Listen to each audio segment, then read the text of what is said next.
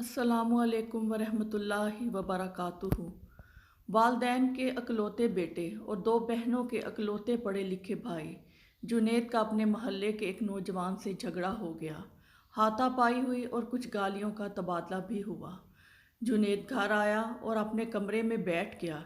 इसने अपने दुश्मन को मारने का फ़ैसला कर लिया और अलमारी से पिस्तौल निकाल लिया। अचानक इसे अपने एक दोस्त की नसीहत याद आ गई। दोस्त ने इसे ऐसा कोई भी इंतहाई कदम उठाने से पहले 30 मिनट के लिए वारदात के बाद की सूरत हाल तसव्वुराती तौर पर देखने का कहा था। जुनैद ने तसव्वुर में अपने दुश्मन के सर में 3 गोलियां फायर करके इसे अब्दी नींद सुला दिया।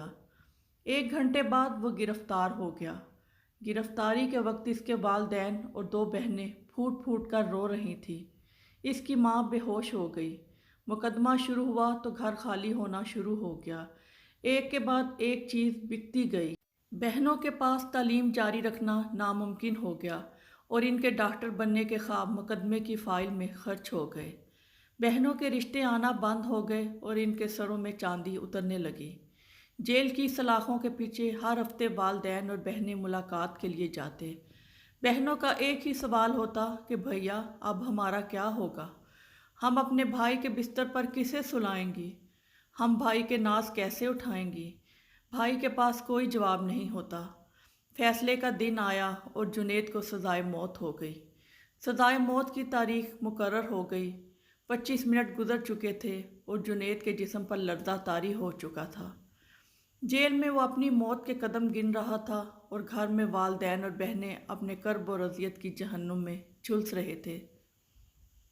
जुनैद की आंखों पर काली पट्टियां बांधी गईं और इसे फांसी घाट की तरफ ले जाया गया। 29 मिनट हो चुके थे। फांसी घाट पर पैर रखते ही 30 मिनट पूरे हो गए। जुनैद पसीना पसीना हो चुका था। इसके जिस्म में कपकपी तारी थी। इसने पिस्तौल वापस अलमारी में रख दिया। इसने मेज़ से अपनी बहनों की 2 किताबें उठाईं और बहनों के पास गया। बहनों को मुखातिब करते हुए कहा कि मेरी प्यारी बहनों, तुम्हारे पढ़ने का वक्त हो गया है।